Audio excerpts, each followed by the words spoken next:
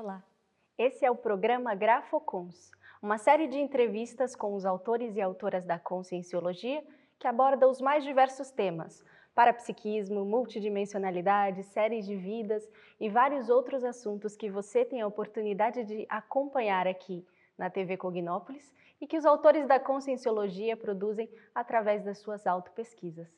Hoje eu tenho um mega privilégio de receber Jovilde Montanha, ela que é médica, pediatra, trabalha na Associação Internacional de Parapsiquismo, a ACIP, onde ela trabalha junto com Mário Oliveira com as preceptorias individuais e grupais, e é escritora desse livraço que eu tenho aqui na minha mão, Vivências Parapsíquicas de uma Pediatra.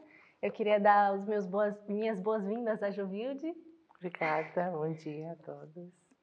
Para começar, Jovilde, eu queria que você contasse para a gente um pouco o que é o parapsiquismo, que está aqui descrito no título do teu livro.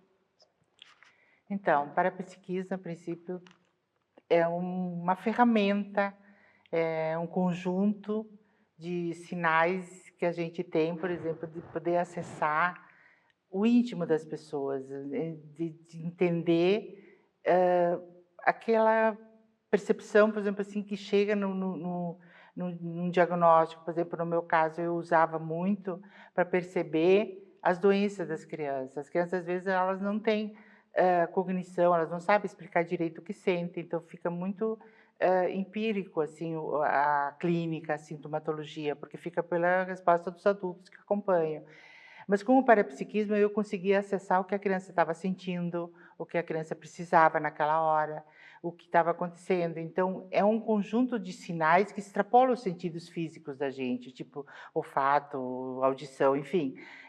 Mas que todo mundo tem, que a gente desenvolve, que tem técnicas para desenvolver dentro da Conscienciologia, a gente tem isso, e que pode ser ampliado, usado. Eu, desde pequena, eu tenho, né, eu tive a sorte, o privilégio nesta vida de ser acompanhada por uma consciência extrafísica, que as pessoas chamam de espírito, que dentro da Conscienciologia a gente chama de amparador, e ele me ajudou muito a desenvolver essas habilidades.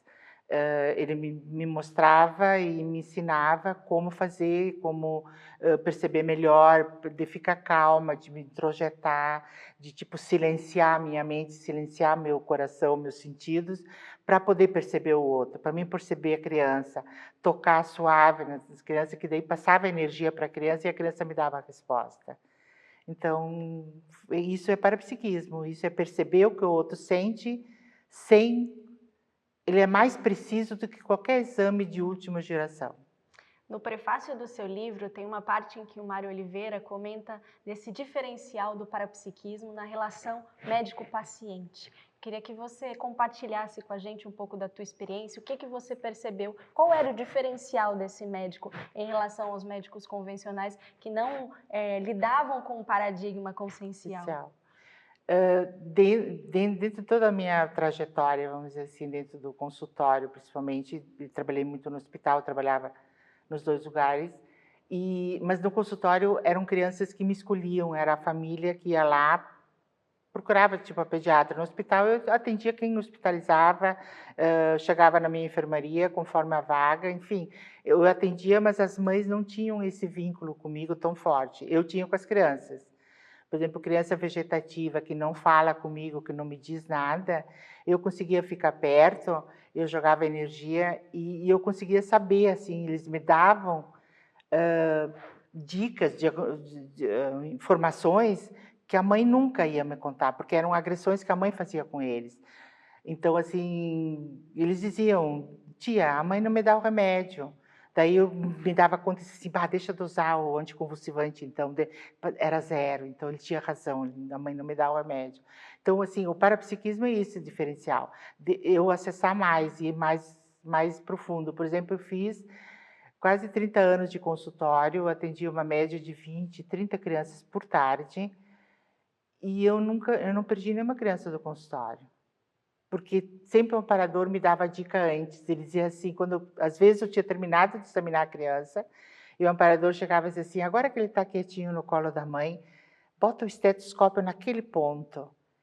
Aí eu me dava assim, uns arrepios, assim, ai, quase que me passa uma pneumonia, olha. Então, assim, eu tinha essa ajuda, esse complemento importantíssimo, que é o que o parapsiquismo faz. Então, de eu poder atuar junto com uma consciência que tem uma visão maior, que tem uma, uma vamos dizer assim, consegue perceber mais por estar no extrafísico e me dava a informação, não me deixava errar, não me deixava passar, vamos dizer assim, ou submeter a criança a um risco de vida, vamos dizer assim. Perfeito. E tem um momento que você narra, desde a tua infância, a tua conexão com as bioenergias.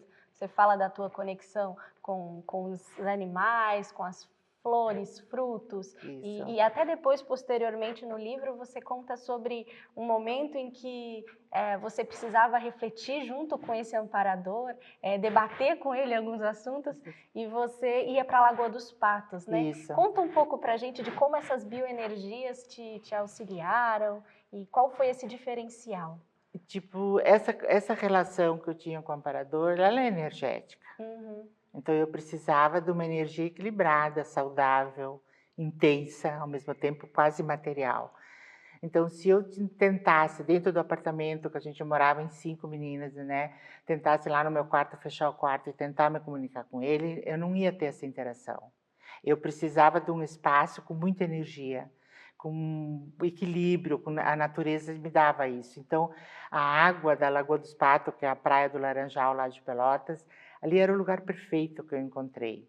Assim, de eu chegar ali e eu, às vezes, quando era mais frio, eu tirava o tapete do carro, botava na areia, sentava ali e ficava. Quando era mais quente, eu entrava no trapiche da praia, ficava com os pés na água e ele aparecia na água, daí eu podia brigar de frente a frente com ele, porque era complicado, assim, ele me ajudava, ele estava aí para me ajudar, tanto que quando eu entrei na faculdade, eu achei assim que ele não ia estar comigo, ele disse assim, não, eu vou reciclar, a nossa medicina é muito antiga, eu preciso reciclar, eu vou fazer faculdade com você. E ele estava junto, realmente assim, ele estava junto e fez a faculdade toda comigo. E estava ali, a gente atuou no terceiro ano de medicina, já fiz uma intervenção que eu achei que eu podia perder a oportunidade de me formar médica por ter feito uma intervenção com um paciente particular de um professor que não era permitido, não tinha sido liberado para a gente circular em determinados quartos, determinadas áreas do hospital. E isso, ele me ajudava, e me ajudava e mudava a história. Mudava o diagnóstico, mudava o caminho, era uma coisa importante, não era pouco, assim. Né? Então, assim, os diagnósticos que me davam, por exemplo, na época como eu formei, só tinha raio-x. E raio-x meio que arcaico hoje, que era aquele um tanque de solvente lá que a gente pendurava num varal, o filme para secar. Então, assim, era precário. Só que, assim, ele me dava diagnósticos que é a ressonância, que é os exames de última geração de hoje que podem me dar essas imagens. Ele me dava e eu enxergava, ele me mostrava. Então, eu desenvolvi muito durante a medicina, que é uma coisa que ficou muito forte em mim, era a clarividência. Eu enxergava muito. Eu enxergava, assim, detalhe de um órgão de uma criança doente, eu enxergava, eu sabia que a doença estava lá e que o cirurgião podia operar e ir lá, que ele exatamente o que ele encontrava. E dentro da prática, e era isso que acontecia. Então, eu descrevia, eu desenhava dentro do meu jeito, assim, o que eu enxergava, e o cirurgião ia e depois ele me mostrava, assim, ele comparava o meu desenho com a peça, com o órgão que estava alterado, que ele tirava, enfim, da cirurgia. Ele dizia assim, olha, você não é igual, olha, é perfeito, Jô. Então, assim, eu tinha essa habilidade que o amparador me ajudou a desenvolver e me ajudava nesse sentido. Isso que você trouxe numa frase agora que você falou, ele me mostrava e eu enxergava. Fala de uma docilidade parapsíquica que você desenvolveu junto a esse amparador, que é muito interessante, né, de compartilhar com quem está em casa e quer ter esse tipo de sensibilidade, quer conseguir, mesmo que não seja na saúde, mas que na sua profissão consiga em qualquer ter dia a dia, na interação com a família, na interação com os amigos, tudo tu pode ter. Primeiro, assim, tem que querer desenvolver o parapsiquismo, que todo mundo tem. Até os animais têm, todo mundo tem. Então, assim, Não, a maioria, por que não tem maioria? Porque tem medo. E não é medo, porque assim, é um amigo da gente. Esse espírito, esse amparador que vem para nos ajudar, ele não é um estranho, ele não é uma pessoa do mal, ele não é o teu desafeto do passado. Ele, ao contrário, ela é uma pessoa muito próxima, uma pessoa com quem a gente já trabalhou, que a gente já conviveu, e que está numa outra dimensão e que ele pode nos ajudar. E provavelmente o dia que eu dessomar, que eu morrer, eu posso ajudar outra pessoa, ou até ele, que ele vai ressomar, ele vai, né, vir ter corpo físico, e eu posso ajudar. Então, isso é isso que as pessoas tinham que entender. E no momento que não tem medo disso, e que isso foi, eu tive a sorte que a minha família me ajudou, porque quando eu tinha medo, quando a minha mãe me encontrava deitada no quarto dela, porque dentro do quarto da minha mãe eu sabia que os espíritos não iam me falar comigo, ninguém me procurava lá, então lá eu estava segura. Então, às vezes, ela estava dormindo e eu deitava no chão para não atrapalhar, para não acordar. E ela, uma manhã lá, era frio, inverno, ela me achou super fria, gelada, porque eu estava com pouca cobertorzinho só que eu carreguei junto. Ela disse assim, Jô, por que que tu tem medo de falar com o nono lá, com o vovô, que tu sempre brincou com ele, tu abraçava, davia até no colo dele. Disse assim, eu não tenho medo, o problema é que ele está morto, que eu não tinha informação que a gente não morre. Para mim, morreu, e se aparecer é uma coisa ruim, porque está morto, ele acabou de existir. No momento que ela me deu essa dica assim, mas quem sabe tu tenta falar com ele para ver o que ele quer te dizer. Aí eu perdi o medo, aí foi fácil, aí eu comecei a interagir querendo, entende? Antes o amparador aparecia e às vezes eu deletava, eu não queria, eu não escutava, eu tinha vergonha dele, eu tinha medo, eu não sei o que eu tinha, era uma confusão de sentimentos. E no momento que eu vi que eu pude falar com o vovô me deu uma dica que ele tinha lá um presente para a avó, que ele morreu dormindo, assim, tipo, durante a noite, de manhã ele estava morto. Então ele disse assim, Jô, é que eu fui embora e não me despedi da avó, eu não dei o presente para a avó. E ele me disse, se vai lá no porão, atrás da cadeira que eu sentava, tem uma pedra solta, lá atrás tem uma caixa que é o presente da avó. E eu contei para minha mãe, a minha mãe foi lá visitar, contou, e elas foram lá no porão e acharam uma caixa que tinha bastante dinheiro dentro. Então, assim, eu me dei conta, assim, ele fala comigo e ele fala como se ele estivesse aqui. Então, ele não está morto, ele não está longe de mim. A morte biológica é um assunto muito interessante Muito tabu. e a gente vai continuar conversando essa conversa daqui a pouco, depois do intervalo, aqui na TV Cognópolis, o seu canal da Conscienciologia. Estamos de volta com Grafocons. Hoje eu estou aqui com esse livro Vivências Parapsíquicas de uma Pediatra, da Jovil de Montanha. E a gente começou falando um pouco sobre o que é o parapsiquismo, como foi esse desenvolvimento do parapsiquismo para ela desde a infância até a faculdade de medicina. E agora, para continuar essa entrevista, eu queria perguntar para ela um pouco sobre... A gente terminou falando um pouco sobre dessoma, e eu queria perguntar um pouco, Jovilde, como que funcionava a dessoma dos teus pacientes e a tua conexão com a multidimensionalidade? Por momentos você descrevia que a tua energia facilitava esse campo multidimensional e facilitava o trabalho dos amparadores na dessoma. Como que funciona isso?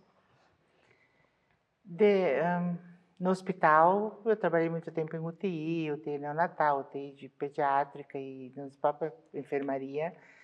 Então, tinha muitas patologias que eram fatais, assim, que a criança dessomava. E, por exemplo, tem uma que eu conto no livro, uma criança com leucemia, quando chegou, ele fez uns 3 anos de tratamento, eu começou na residência e fiquei amiga dele, assim, ele me procurava cada vez que vinha, ele queria saber da tia Jo. E eu sempre torcia, assim, que na hora final, que não fosse eu a estivesse perto para reanimar, enfim, para dessoma. E aconteceu que fui eu, assim, era a única, todos meus colegas tinham ido almoçar, eu tinha ido um horário anterior, então eu tinha voltado e estava sozinha ali, então foi comigo. E a criança estava assim, fase final, sangrando inclusive com duto lacrimal, enfim. E fez parada cardiorrespiratória, eu reanimei, então ele voltou um pouco, e num sussurro, eu vi assim que ele abriu o olhinho e se mexeu, ele me perguntou, tia, tem céu? Aí eu perguntei, por quê? O que tu está vendo? Ele disse assim, tem um tio que está me chamando. Eu disse assim, e tu gostou desse tio? Ele disse assim, ele tem crianças que estão brincando com ele. Ele está junto com umas crianças que estão brincando. E como ele tinha uma patologia que ele não podia se bater, que sangrava, não podia correr, cair, se machucar, então ele fazia anos que ele era proibido de jogar bola, de correr, de andar de bicicleta, enfim, ele não podia brincar. Então eu disse para ele assim, vai com o tio então, se tu gostou do tio, vai com ele, brinca com ele, com as crianças. Não posso, ele disse assim, a mãe não deixa. Daí eu com um olhar assim, eu levantei da cadeira, troquei com a mãe, botei a mãe pertinho dele e a mãe disse, abraçou, beijou e daí disse assim, vai filha, a partir de hoje eu vou te deixar tudo. Seja livre, seja feliz, vai. E ali, lógico, daí nesse momento assim, é difícil, entendeu? É difícil, a família estava num desespero, estava num desequilíbrio dentro da enfermaria, do quarto que ele estava. Mas na hora que teve essa conversa, a mãe se acalmou, o pai, tanto que quando ele parou de novo, eu fui reanimar, e a mãe não queria, porque ela disse assim, não, deixa ele ir, a senhora fez tudo, mas deixa ele ir, agora eu deixei ele ir. Lógico, eu tentei reanimar, a gente levou para UTI, entubou, enfim, mas não, fase final, a gente não tem como voltar. E com outras crianças também, com outras crianças, por exemplo, assim, que tinha uma dificuldade às vezes com a família, com a família de relacionamento, que a família era muito revoltada, era muito, cobrava muito, tipo assim, tinha muita culpa, então alguém tinha que ser culpado. Então o médico, geralmente, a enfermeira, atendente, todo mundo fazia errado. Então eu tinha dificuldade com a família, mas a criança eu sabia que estava do meu lado. Então nessa hora, assim, em fase final de vida, às vezes que eu atendi, só o fato de tocar, de estar perto, era muita exteriorização de energia, a gente sente isso.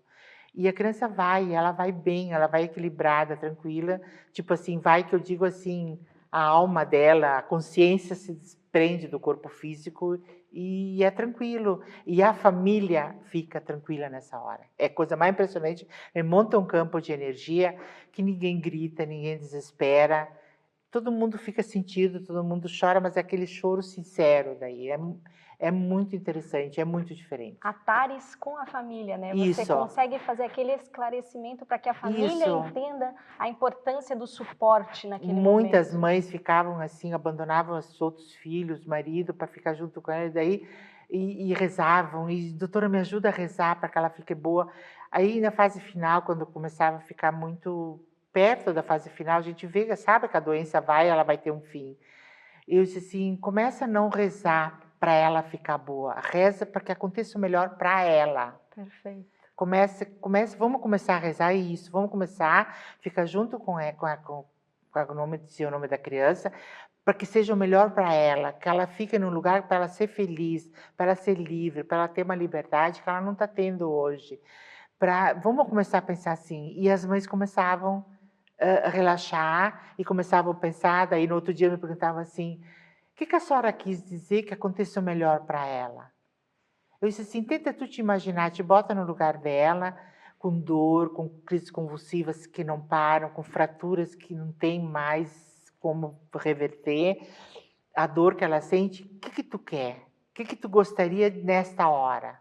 Escolha um lugar, deixa ela escolher o lugar que ela quer ir. Então, isso facilitava. Isso era o diferencial com meus colegas, por exemplo, que essa conversa eles não tinham, eles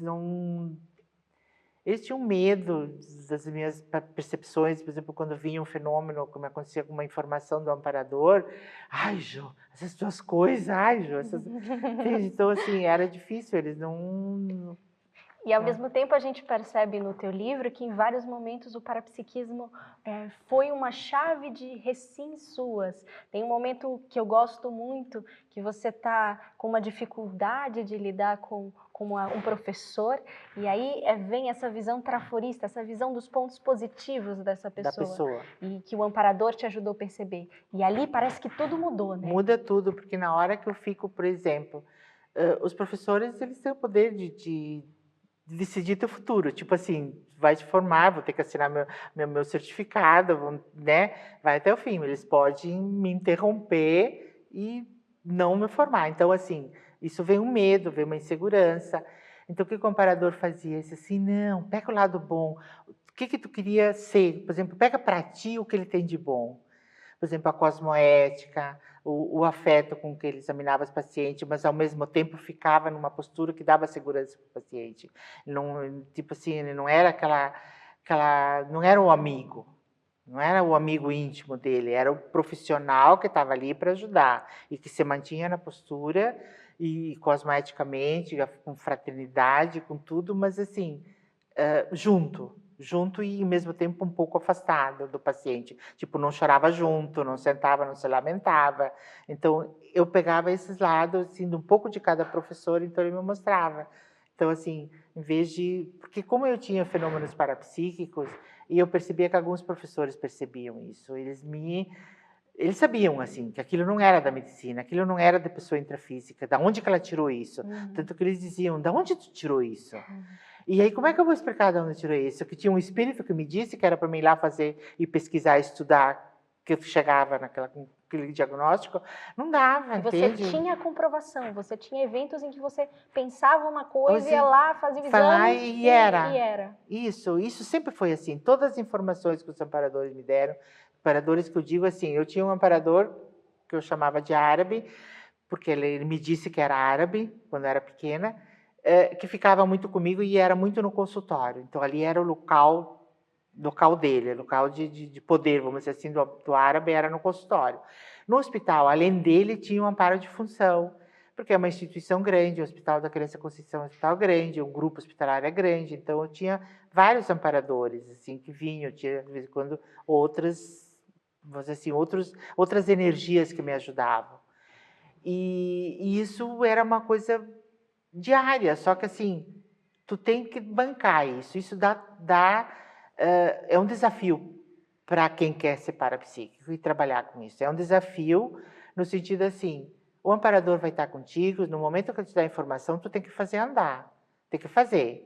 Tem que ir atrás de procurar esse diagnóstico, confirmar esse diagnóstico. Se precisar de cirurgião, convencer o cirurgião, mostrar para o cirurgião por fatos que eu estou certa, porque ele tem que anestesiar e abrir, cortar, vamos dizer assim, fazer uma cirurgia que às vezes, se ele não tem certeza, ele não vai fazer. Ele tem que ter uma informação, ele tem que ter o porquê que ele vai fazer, o que ele vai procurar. Então, assim, eu tinha que fazer antes, eu tinha que achar nos exames, mostrar para o cirurgião confiar e fazer o tratamento, completar o tratamento do diagnóstico que o operador me dava. Então, isso era um desafio, era importante e me fazia estudar cada vez mais, porque se eu não soubesse muito da medicina, eu não ia conseguir entender o amparador. Exato. Tem uma outra coisa que o amparador também te ensinou e que eu acho importantíssimo, que foi quando ele te falou sobre diz assim, não com essas palavras, mas ele te ensinou como não levar trabalho para casa. Isso, porque quando terminei a residência, eu fui contratada para trabalhar. Aí eu fiz um plantão no ambulatório no dia, tipo, 1º de janeiro, assim, que foi, assim, é muita gente, foi muito pesado. Eu fui para casa e eu não consegui dormir, porque eu estava, assim, assimilado, quer dizer, eu tinha pego muita energia de todos aqueles pacientes, de todas aquelas situações que aconteceram durante as 24 horas do plantão. E aí eu não consegui dormir, não consegui descansar e fiquei mal. No segundo plantão que eu fui, aí quando eu cheguei perto do carro, eu disse assim, ai, vai tudo de novo, vou chegar, vou levar 2 dias para conseguir dormir, para conseguir comer direito, para ficar bem. Aí o amparador, quando eu ia botar a chave, que não tinha controle nos carros, quando eu ia botar a chave para desenchavear o carro, ele disse assim, não leva para casa. Eu disse assim, tá, como é que eu não levo para casa? Eu vivenciei tudo isso, fiz tudo isso, receitei tudo aquilo. Claro que eu vou levar para casa e vou ter que refletir. Ele disse assim, não, mas a energia tu não precisa levar. Eu disse assim, mas como que eu faço? Ele disse assim, imagina um gato, um cachorro molhado, o que é que eles fazem? E dando aquela chacoalhadinha assim, cai tudo no chão. Gente, foi perfeito. Então eu chegava perto do carro e fazia assim, eu chegava a sentir o barulho caindo no chão assim, e eu comecei a ficar muito bem. Então, eu aprendi que eu preciso assimilar para ajudar. Por exemplo, eu tenho que sentir, perceber onde que dói na criança, qual era o órgão que doía, que estava doente, que estava alterado, que não estava funcionando. Então, tipo assim, se era o pulmão, eu sentia falta de ar. Se era o apêndice, eu tinha uma dor localizada na barriga. Então, eu sabia, mas aquilo é para fazer o diagnóstico, não é para ter a dor. Não é para me levar para casa essa dor. Então, é isso que é o desassimilar. É pegar a dor do outro, sentir onde que está, para mim poder ajudá-lo. Mas depois já não é meu, então eu tenho que desassimilar, que é assim, trabalhar hoje a gente faz um EV, trabalha com energia e a gente desassimila. Isso que você está trazendo de agora, o EV, você não conheceu a Conscienciologia desde cedo, né? Não. Você passou por um grande período em que você Muito. vivenciava sem entender. E aí você fala que um momento você conheceu o professor Valdo e ele explicou em um momento coisas que você nunca entendeu. Nunca, não tinha nome. Não tinha nome. Não tinha nome. Por exemplo, diz assim, não tinha nome. Para mim era o chacoalhar do gato, do cachorrinho molhado, entende? Tipo arco voltaico. O amparador dizia quando estava muito grave, quando era uma situação muito séria, vamos, ele precisa da nossa energia. Eu sabia o que eu tinha que fazer, que era na cabeça, que era no fronto, então eu botava a mão, né, nos 2 chakras, e não tinha nome, era a nossa energia. Mas depois eu fiquei sabendo que era o arco voltaico, que isso é o arco voltaico. Então foi muito esclarecedor ter conhecido a Conscienciologia, botou nome àquilo que eu vivia. Perfeito. Tem um momento também que você comenta sobre, desde a tua infância, a ideia inata de ser médica. Você fala que desde criança você tinha essa certeza e a família te apoiou muito nisso, né? Qual foi a importância desse apoio familiar para que você conseguisse cumprir essa proexis sem titubear, mantendo-se firme nos seus objetivos?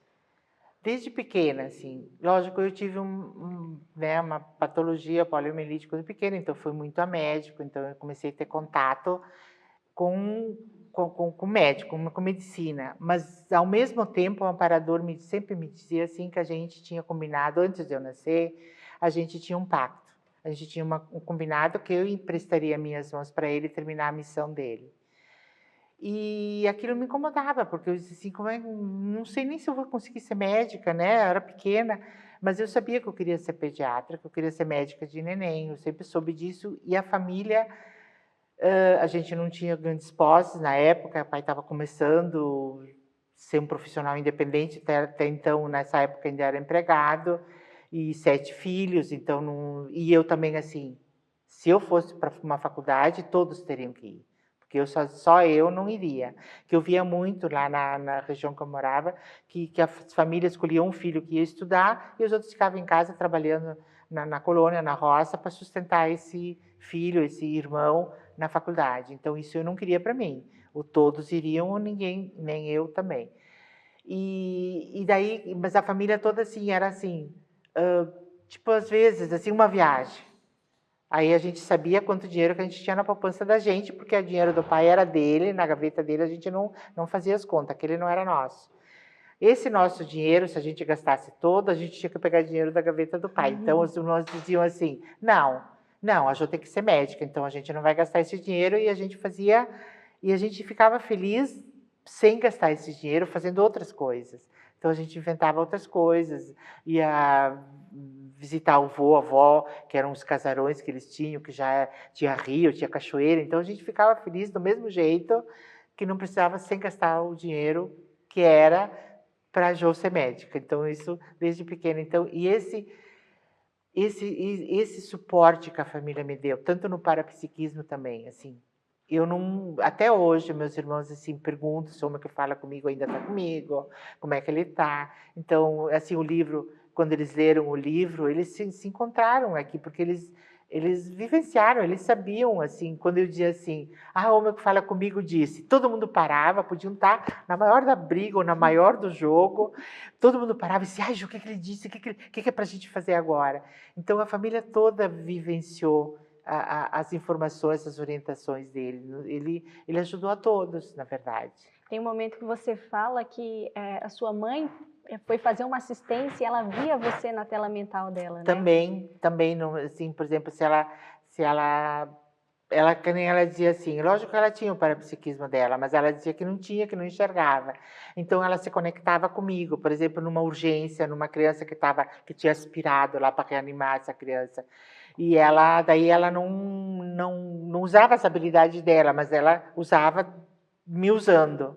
Então, assim, ela fazia de conta, tá, quem enxerga e quem sabe é a Jo. Então, ela me botava na tela mental e ela seguia o que eu dizia. E eu em casa ficava, tipo, desmaiada e dizia, não, mãe, não assim, mãe, faz de outro jeito. Tipo, eu enxergava ela fazendo. Então, ela fazia, eu completava, orientava ela a fazer alguma coisa e eu orientada pelo amparador. O amparador me mostrava e passava para ela. Muito bem. Tá muito boa a conversa, mas a gente vai ter que terminar por aqui. A TV Cognópolis é a sua TV da Conscienciologia. Até mais.